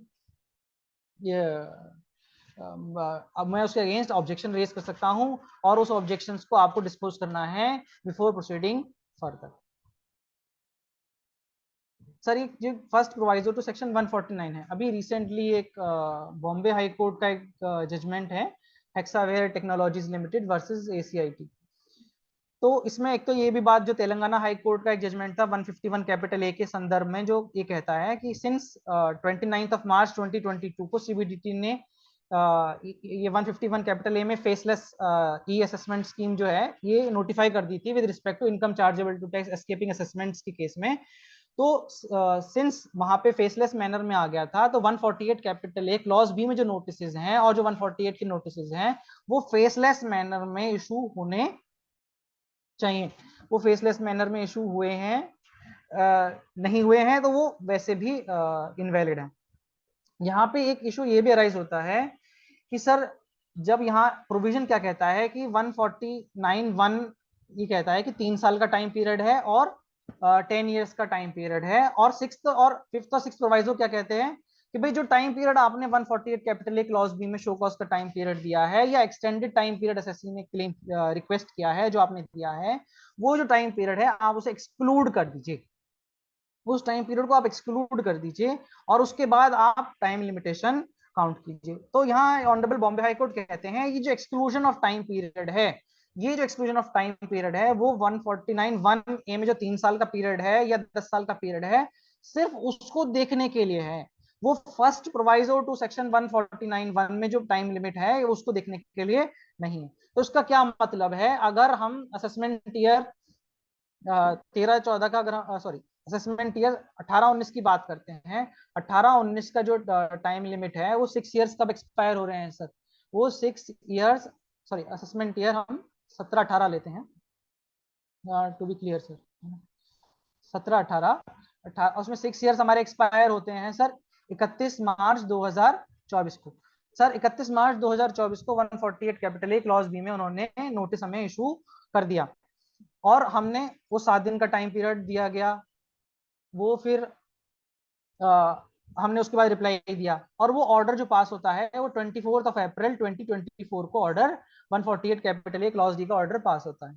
तो क्या ये जो 22 अप्रैल 2024 को ये जो ऑर्डर पास होता है क्या ये विद इन 149(1) है या नहीं है? अगर सर इस ऑनरेबल बॉम्बे हाई कोर्ट का ये जजमेंट अगर हम देख रहे हैं, इसको अगर हम मानते हैं, अगर हम फॉलो करते हैं, तो ये कहते हैं कि भाई 149 1B तक अगर हम 10 इयर्स की टाइम लिमिट की बात करते हैं, वहां तक तो आपने ये जो 22 अप्रैल 2024 का ये जो एडी का ऑर्डर है ये वैलिड है। लेकिन हम फर्स्ट प्रोवाइजो को अब अप्लाई करते हैं। क्या असेसमेंट ईयर 17-18 का 148 का नोटिस पुराने लॉ में 6 इयर्स की टाइम लिमिट में क्या 22 अप्रैल 2024 को इशू किया जा सकता था? तो ऑनरेबल बॉम्बे हाई कोर्ट का कहना है कि नहीं अप्लाई किया जा सकता। तो मीनिंग देयर बाई कि जहां कोर्ट्स ने पहले 5th और 6th प्रोवाइजो अप्लाई किया, उसके बाद फर्स्ट प्रोवाइजो को अप्लाई किया। यहाँ अभी तक क्या है, दिल्ली हाई कोर्ट ने भी थोड़ा सा एक ऑब्जर्वेशन दिया था एक जजमेंट में, मैं साइटेशन बोल रहा हूँ, उस साइटेशंस में उन्होंने इस 22 अप्रैल 2024 का अगर ये नोटिस होता, ऑर्डर होता 148 एडी का, उसको वैलिड कहा था। उन्होंने फर्स्ट प्रोवाइजो को कहा था कि जब आपने 148 कैपिटल ए क्लॉज बी का नोटिस दिया तो आपकी लिमिटेशन वहीं रुक गई, तो वो जो फर्स्ट प्रोवाइजो की लिमिटेशन है वो भी वहीं रुक गई। ऐसा उसका ऑब्जर्वेशन था। लेकिन यहाँ बॉम्बे हाई कोर्ट का साफ मानना है कि वो जो फर्स्ट प्रोवाइजो है वो उसकी लिमिटेशन वहां रुकेगी नहीं और ये चलती रहेगी। सर अब यहाँ पे एक लास्ट में सिर्फ एक इशू लूंगा सर, छोटा सा, कि सर अभी सर 5-10 मिनट तो हैं सर हमारे पास। बिल्कुल लीजिए। हाँ सर, हम ये देखते हैं कि सर 153C अगर होता, पुराना अगर वाला लॉ होता, तो कोई सर्च होती और कुछ वहां मटेरियल मिलता, तो कई सारे ट्राइब्यूनल्स के, इवन हाई कोर्ट के भी डिसीजन है कि भाई वो मटेरियल अगर आपको सर्च में मिलता है, थर्ड पर्सन से रिलेट करता है, तो आप 148 में नहीं जा सकते, आपको 153C कैपिटल सी में ही जाना है। आप पिक एंड चूज नहीं कर सकते। जो प्रोविजंस ऑफ लॉ है, जो मैकेनिज्म है, आपको उसको स्ट्रिक्टली फॉलो करना है। आप 148 में नहीं जाएंगे, आप 153 कैपिटल सी में जाएंगे। अब क्या हुआ है यहाँ सर आदित्य जैन के कुछ संबंध में मटेरियल मिल गया है, गैलेक्सी ग्रुप में कोई मटेरियल मिल गया है, ओमैक्स की यहाँ सर्च हुई थी, वहां कुछ मटेरियल मिल गया है। एग्जाम्पल सर हमारे यहाँ की जो सर्च हुई है, मैं उसका एग्जाम्पल दे रहा हूँ, है सर, उसमें ये जो मटेरियल हमें मिल गया है, हमने क्या किया है सर, कुछ असेसिंग ऑफिसर्स ने एक्सप्लेनेशन 2 टू सेक्शन 148 का इस्तेमाल किया और कुछ ने एक्सप्लेनेशन 1 का इस्तेमाल किया। इफेक्ट क्या हुआ है सर कि जो एक्सप्लेनेशन 2 का इस्तेमाल कर रहे हैं उन्होंने डायरेक्टली 148 दे दिया सिमिलर केसेस में, और कुछ असेसिंग ऑफिसर ने 148 कैपिटल ए क्लॉज बी का नोटिस दिया है। दोनों से इफेक्ट क्या होता है, अगर एक्सप्लेनेशन 2 का इस्तेमाल करते हैं तो लिमिटेशन पीरियड, जो टाइम लिमिट एक्सक्लूड करने की बात होती है, वो टाइम लिमिट एक्सक्लूड नहीं होता, और अगर वो देते हैं तो एक्सक्लूड हो जाता है और उनको टाइम लिमिट अप्रैल का महीना भी उन्हें मिल जाता है। और एक तरफ वो कहते हैं सर्च में मटेरियल मिला है और दूसरी तरफ कैपिटल ए क्लॉज बी में देते हैं, तो वो एक खुद में विरोधाभास होता है। और मेरा खुद का इसमें मानना है कि जो 153C में केस लॉज जो जूरिस्प्रूडेंस अवेलेबल थी, वही सेम जूरिस्प्रूडेंस यहाँ पे भी अवेलेबल होगी। तो वैसे कुछ मुद्दे और भी हैं sir, we can take up question answers, और उन क्वेश्चन आंसर्स में अगर हम कंसिडर कर सकेंगे तो हम कर लेंगे। ठीक है, क्वेश्चन आंसर ले। बहुत बहुत धन्यवाद आदरणीय गोयल जी। अब क्वेश्चन आंसर ले लेते हैं, सभी लोग अनम्यूट हैं, और जिस किसी कोई क्वेश्चन हो तो एक एक करके पूछ सकते हैं, नहीं तो फिर बाद में हमारे एन के नेफ साहब कंक्लूड करेंगे। किसी का कोई भी क्वेश्चन हो पूछ सकते हैं, सभी लोग अनम्यूट हैं। अगर कोई क्वेश्चन नहीं होंगे सर, मैं 2-4 पॉइंट और लेना चाहूंगा सर, अगर आपकी अनुमति होगी तो। बिल्कुल बिल्कुल ले लीजिए, कोई दिक्कत अगर कोई क्वेश्चन होंगे बीच में भी ले सकते हैं, कोई ऐसी बात नहीं, मुझे रोक दीजिएगा बीच में, है ना। सर जैसे अगर हम अभी ये बात कर रहे थे कि क्या हम नए क्लेम ले सकते हैं सर 148 की प्रोसीडिंग्स के दौरान में? Sir additional evidence. Additional evidence की बात नहीं सर, न्यू क्लेम सर, मैंने कुछ क्लेम डिडक्शन वगैरह नहीं लिया था, है ना सर। तो अभी तक 148 में सन इंजीनियरिंग का एक डिसीजन था कि भाई these proceedings are for the benefit of the revenue, these are not for the benefit of the assessee. तो 148 के बेसिस में आप न्यू क्लेम्स जो है, अगर आपने छूट गया कोई क्लेम लेने से आईटीआर में, तो नहीं ले सकते। लेकिन 153 कैपिटल ए में मिक्स्ड व्यू थे सर, तो उसमें कहा गया था आप ले सकते हैं। तो अभी भी अब सिंस 153 कैपिटल ए रहा नहीं, अब 148 ही रहा, तो क्या यहाँ पे जूरिस्प्रूडेंस सिर्फ 148 की चलेगी, या 153 ए में जो सर्च केस वाले हैं वहां पे वैसी चलती रहेगी? तो मेरा मानना है अगर 148 का जो नोटिस एक्सप्लेनेशन 2 के अंतर्गत दिया गया है, तो वो हम कर सकते हैं, वो अभी भी वहां पे 153 कैपिटल ए की जूरिस्प्रूडेंस चलेगी। दूसरा क्या है सर, ये आशीष अग्रवाल के केसेस की वजह से काफी सारे 148 कैपिटल, जो मैंने बॉम्बे हाई कोर्ट का जजमेंट आपके सामने भी रीड किया था, वो भी उसी से संबंध होता है सर। कुछ केसेस में क्या हुआ सर कि नोटिस इशू हुए 31 मार्च 2021 को, लेकिन सर्व हुए एसएससी के ऊपर 1 अप्रैल 2021 को या जून 2021 तक, और उसमें ऑर्डर, जो असेसमेंट ऑर्डर था, रीअसेसमेंट ऑर्डर था, वो मार्च 2022 तक पास हो गया। मई 2022 में ऑनरेबल सुप्रीम कोर्ट का ये जजमेंट आता है, और ये सुप्रीम कोर्ट का जजमेंट ये कहता है कि भाई आपको ये 148 कैपिटल ए क्लॉज बी के नोटिस कंस्ट्रू करे जाएंगे। तो उसके बेसिस पे जो कंक्लूडेड असेसमेंट्स थे उनको भी ओपन कर दिया गया। तो कई सारे दिल्ली हाई कोर्ट हैं, बॉम्बे हाई कोर्ट है, now even Allahabad high court has come up with decision. उन्होंने कहा कि सबसे पहली बात, आशीष अग्रवाल का जो जजमेंट है, it applies only to those petitioners who are before the honourable Supreme Court, जो रिट पिटिशन में थे। दूसरी बात, अगर हम उसको थोड़ा सा फार फैच भी, थोड़ा सा और एक्सटेंड भी करते हैं, तो जिन केसेस में अप्लाई कर सकते हैं, जिन केसेस में असेसमेंट ऑर्डर पास नहीं हुआ था, अगर assessment order honourable Supreme court के जजमेंट के आने के पहले ही पास हो चुका है, जैसे हमारे केस में मार्च 22 में हो गया था, तो वो केसेस में आप आशीष अग्रवाल का डिसीजन अप्लाई नहीं कर सकते। उसके वो जजमेंट इप्सो फैक्टो ही, क्योंकि असेसिंग ऑफिसर फंक्टस ऑफिशियो हो गया है, तो वो अपने जजमेंट को रिव्यू नहीं कर सकता। और अगर उसने 148 कैपिटल ए क्लॉज बी में नोटिस इशू कर दिया है, तो आपके लिए एक अच्छी बात है, ये साबित करता है कि 31 मार्च 2021 से पहले वो नोटिस इशू नहीं हुआ था, और 1 अप्रैल 21 के बाद हुआ था। तो he should have followed finance act 2021, and by the virtue of this Allahabad High Court judgment in the case of Arvind Kumar and other judgments of Delhi High Court, वो रिवाइज प्रोसीजर फॉलो नहीं कर सकते, because assessing officer has himself become functus official. तो ये decision है। और sir जैसे अभी हम देखते हैं कि जैसे हमने टाइम लिमिट दिया, टाइम लिमिट कैसे एक्सटेंड कर दिया, 148 कैपिटल ए क्लॉज बी में नोटिस दिया हमने, क्लॉज बी में जब हम नोटिस देते हैं तो जो टाइम लिमिट है वो एक्सटेंड हो जाता है। तो 151 कहता है कि सर अगर 3 इयर्स का केस है तो आपको पीसीआईटी से अप्रूवल लेनी है, और अगर 3 इयर्स के बियॉन्ड का केस है तो पीसीसीआईटी से अप्रूवल लेनी है। Now CCIT has also been introduced in addition to PCCIT. तो सर जो 10 इयर्स की बात करते हैं या 3 इयर्स से बियॉन्ड की बात करते हैं, तो जो ये जो एक्सटेंडेड पीरियड है, क्या वो एक्सटेंडेड पीरियड 3 इयर्स में ही माना जाएगा या उसको 10 इयर्स में ले जाएंगे? सपोज असेसमेंट ईयर 2021 का नोटिस था, 148 कैपिटल ए क्लॉज बी का जो नोटिस है आपको 28 मार्च 2024 को दिया जाता है। तो जो 7 डेज एक्सक्लूड करके ऑर्डर पास करना है 148 कैपिटल ए क्लॉज डी में, वो अप्रैल 2024 में फॉल करता है। तो जिस दिन अप्रैल 2024 में ये फॉल होता है, तो क्या 151 में हमें पीसीआईटी की अप्रूवल लेनी है या पीसीसीआईटी की अप्रूवल लेनी है? तो it is a settled provision of law by Bombay High court in Vodafone also, कि भाई now you have to take it in the case as आपको पीसीसीआईटी की अप्रूवल लेनी है। और जो अमेंडमेंट फाइनेंस एक्ट 2023 से आई है, वो प्रोस्पेक्टिव है, मीनिंग आगे वाले सालों के लिए है, पिछले वाले सालों के लिए नहीं है। जो प्रोसीडिंग पहले इनिशिएट हो गई थी फाइनेंस एक्ट 2023 से पहले, वो उसमें एप्लीकेबल नहीं होंगी। दूसरा सर जो हमारे यहाँ सबसे बड़ा इशू रहता है कि ये जो सर डिजिटल मैनुअल्स हैं सर,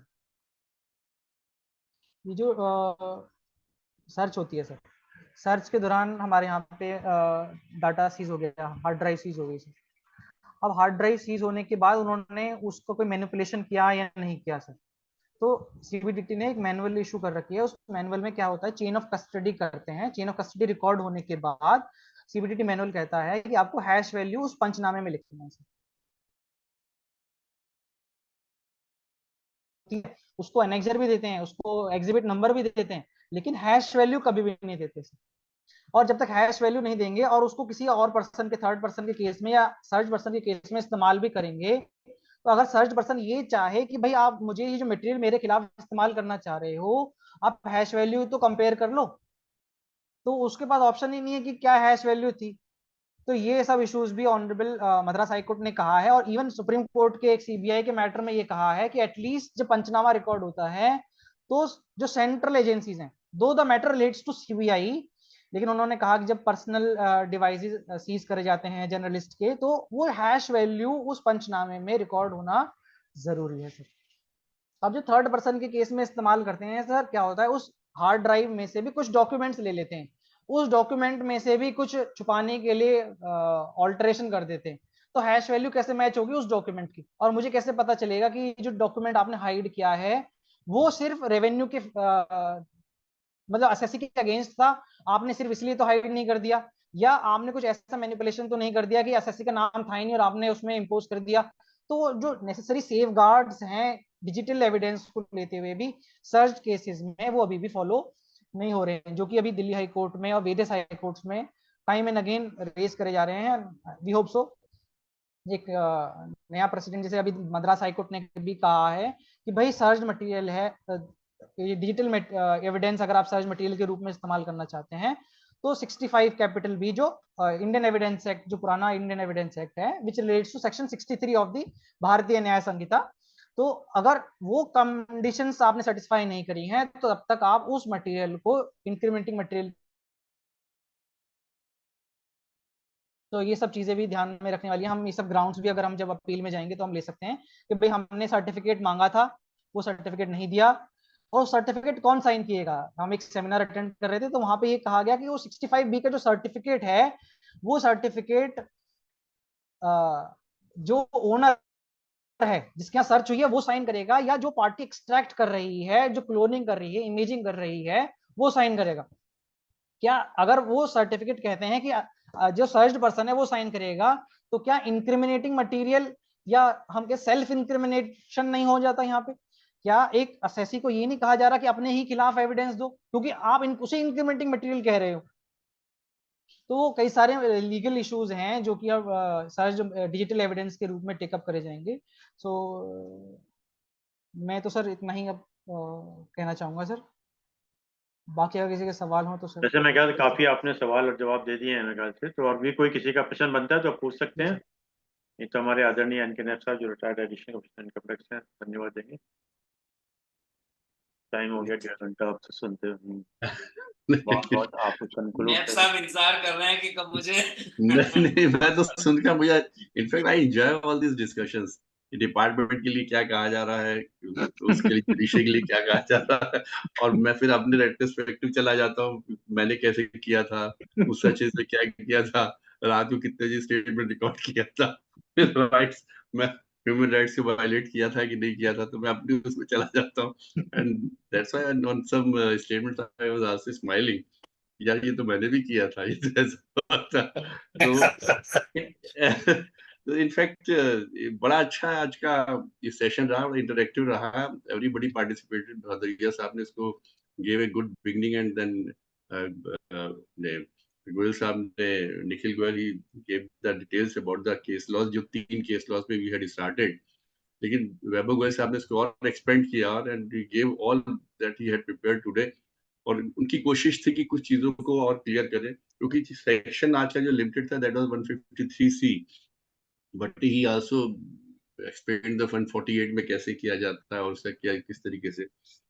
मेरा जो अपना मानना है, अब मैं थोड़ा जनरलाइज करूंगा, देखिए टेक्निकल चीजें हम लोग बहुत डिस्कशन कर ली, थोड़ा जनरलाइज करके चले तो income tax law is a law जिसमें हर साल चेंजेस होते हैं, और अच्छे खासे चेंजेस होते हैं, और बड़े ऐसे ऐसे माइन्यूट चेंजेस होते हैं जो शायद एक कॉमन आदमी की नजरों से, वो खाली इतना देखता है कॉमन आदमी के साथ कितनी इनकम हमारे एग्जाम थी, 5 लाख से 7 लाख हुई कि नहीं, वो 7 लाख की इनकम एग्जाम्पशन लिमिट में आती है या वो टैक्स नहीं देना, समथिंग लाइक दैट, वो टेक्निकल इश्यूज है, कई चीजें हैं, उससे बियॉन्ड वो नहीं देखता है, और एक कॉमन एक अच्छा खासा बिजनेसमैन के सामने से भी बड़ी टेक्निकल छोटी छोटी चीजें, वो माइन्यूट चीजों को डजंट केयर।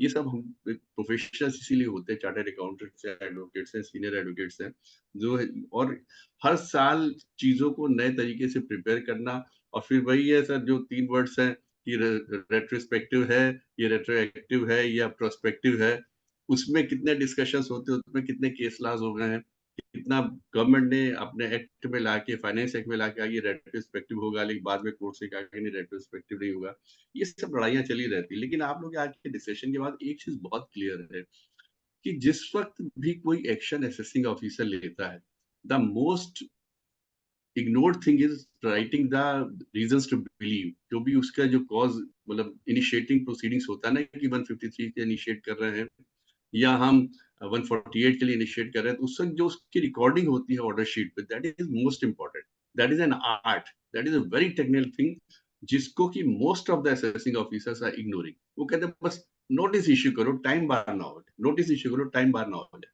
टाइम बारिंग होने का इतना बड़ा दिमाग में वो रहता है कि वो कायदे से रीजन रिकॉर्ड नहीं करता है। He doesn't appreciate this thing कि उसकी ये लिखी हुई 4 लाइनें या 1 पैरा या 1.5 पैरा या 2 पैरा सुप्रीम कोर्ट तक जाता है, उसमें ऑनरेबल सुप्रीम कोर्ट के जजेस तक उस चीज को पढ़ते हैं जो उसने लिखा है।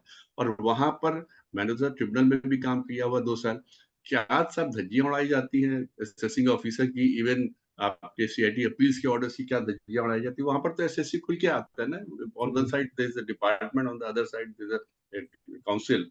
वहां पर तो उनको डिपार्टमेंट की एक एक चीज निकाल के देनी है। तो जो हमारा इनिशियल चीजें हैं, जो इनिशिएटिव जहां से प्रोसीडिंग्स इनिशिएट करती है, वहां पर अगर हम थोड़ा सा भी ध्यान से और थोड़ा सा दिमाग लगा के ठंडे दिमाग से रीजंस को रिकॉर्ड करना शुरू कर दे, तो मुझे लगता है कई चीजों को डिपार्टमेंट अवॉइड कर सकता है। बाकी रही देखिए प्रोसीजरल चीजें हैं, सर्च में क्या हुआ, सर्वे में क्या हुआ, किसको बुलाया, ये सब बड़ी कॉमन चीजें हैं। ये आज से नहीं चल रही, पिछले 50 सालों से जब से इनकम टैक्स एक्ट आया है उसमें कोई चेंजेस नहीं है। कभी बुला लेते, कभी आने देते, कभी नहीं आने देते हैं। इट ऑल डिपेंड्स कि क्या एसएससी की क्या हालत है, कैसे नहीं है। हम लोगों ने क्या किया कि सर्च के दौरान एसएससी की तबीयत खराब हो गई तो we had to call the doctors also. और कहीं पंचनामे में रिकॉर्ड नहीं होता, कुछ नहीं होता। These are the things which मतलब एक ह्यूमन उस पे लेवल पे हम लोग को चल के करना पड़ता है। दूसरी चीज जो इन केस लॉज में दिया गया है, दिल्ली हाई कोर्ट ने कहा है असेसमेंट डेट कहाँ से रिकॉर्ड होगा, कि इसको सर्च की डेट कहाँ से मानी जाएगी। मुझे लगता है this is still a question to be debated in the courts. इसको अभी भी लेके जाना चाहिए। सर्च की डेट देखिए जहां की है, और डॉक्यूमेंट्स उन्हीं पिछले 10 सालों के सीज किए जाते हैं, उन्हीं पिछले 10 सालों में 153A1 में प्रोसीडिंग्स होती हैं। और अगर उसने असेसिंग ऑफिसर ने 2 साल या 3 साल के बाद उसको असेसमेंट करने के बाद इंफॉर्मेशन पास ऑन की, वो तो असेसमेंट कंप्लीट करने के बाद ही पास ऑन करेगा, तभी उसको पता चलेगा। सर्च की डेट से तो पास ऑन होने, या तो सीधे अपना एडीआई ट्रांसफर कर दे। तो वो जिस डेट में उसको मिले उस डेट से वो 10 साल काउंट किए जाएंगे। That is still A grey area which is yet to be dilated upon, which is yet to be decided upon by the honorable courts. मुझे लगता है ये कहीं ना कहीं यहाँ पर अभी इसमें और डिसीजंस आएंगे, और उन डिसीजंस के ऊपर कहीं ना कहीं डिपार्टमेंट के फेवर में चीजें होनी चाहिए, मेरी यह सोच है। लेकिन आज का सर जो बहुत अच्छा इंटरेक्टिव सेशन रहा, और मुझे तो आज के वैभव गोयल साहब की अ, बड़ा अच्छा लगा जो कहते अच्छा 5 मिनट का टाइम है, कोई क्वेश्चन नहीं है, चलिए मैं कुछ और बताता हूँ, चलिए 5 मिनट का टाइम है, मैं कुछ और बता दूँ। But he has got so much eagerness to tell the people कि ये चीजें भी हो सकती हैं, ये चीजें भी ऐसी भी हो सकती हैं। और आज हमारे फेसलेस असेसमेंट की बात भी हो रही थी, तो मैं एक ही श्रीवास्तव सीए आज फेसलेस रहे और बड़े अच्छे क्वेश्चंस फेसलेस रहते हुए still faceless. So we enjoyed this session, बहुत अच्छा लगा। वैभव गोयल साहब एंड मिस्टर निखिल गोयल, आप लोग इसी तरीके आते रहिए, and you people are really very clear in your concepts. आप लोग खास से मैं निखिल गोयल साहब का भी देखा, he spoke very for hardly 5 to 6 minutes, लेकिन he was very clear about चलिए इट। साहब, और वैभव गोयल साहब ने लेट्स कंक्लूड। जब बात निकले तो बहुत दूर तक चलिए साहब। चलिए हाँ, बहुत बहुत बहुत बात हो धन्यवाद सकता सभी लोगों का। और जैसा कि एक विचार के साथ और 3 बार उनके साथ अपनी बात को समाप्त करते हैं। आज का विचार इसी थॉट के ऊपर है। मैं तो कहता हूँ जब कोई ऐसी समस्या आए तो गायत्री मंत्र का जाप करते रहिए, माइंड माइंड को स्थिर रखिएगा, ध्यान में रखिएगा, और अपनी चीज पर फोकस उस पर मत कीजिए, अपने आप को फोकस कीजिएगा। हो सकता है काफी समस्या आपकी दूर हो जाए। क्योंकि जिस भी इष्ट का जिस भी मंत्र का आप अगर जाप कर रहे हैं तो आपके मेंटल बैलेंस होना बहुत जरूरी है। क्योंकि मेंटल बैलेंस होगा तभी हम जवाब सही दे पाएंगे। हड़बड़ाहट में जवाब देने से बोलना कुछ चाहेंगे, निकलेगा कुछ। चलिए आज का थॉट, समस्याएं और दर्द कभी भी गुस्से या कड़वाहट से दूर नहीं होती। समस्याएं और दर्द कभी भी गुस्से या कड़वाहट से दूर नहीं होती। ये हमेशा तभी दूर होती है जब हम अपने जीवन में इन समस्याओं का मजबूती और सम्मान पूर्वक तरीके से सामना करते हैं। ये बात हमने नैब साहब की कंप्लीट कर दी। ये तभी दूर होती हैं जब इन समस्याओं का मजबूती से और सम्मान पूर्वक तरीके से सामना करते हैं। आइए साहब 3 बार उनका उच्चारण करते हैं।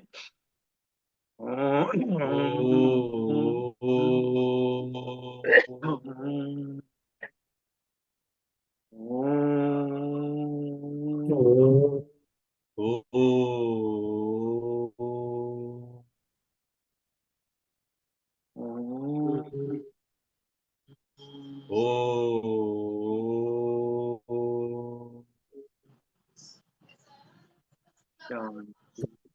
शांति शांति शांति। सबको प्रणाम, सबका बहुत बहुत धन्यवाद।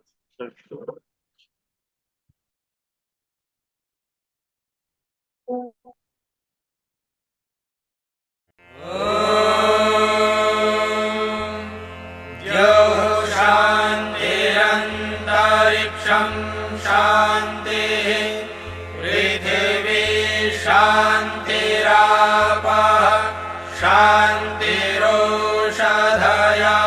शान्तिः वनस्पतयः शान्तिर्विश्वे देवाः शान्तिर्ब्रह्म शान्तिः सर्वं शान्तिः शान्तिरेव शान्तिः सा मा शान्तिरेधि।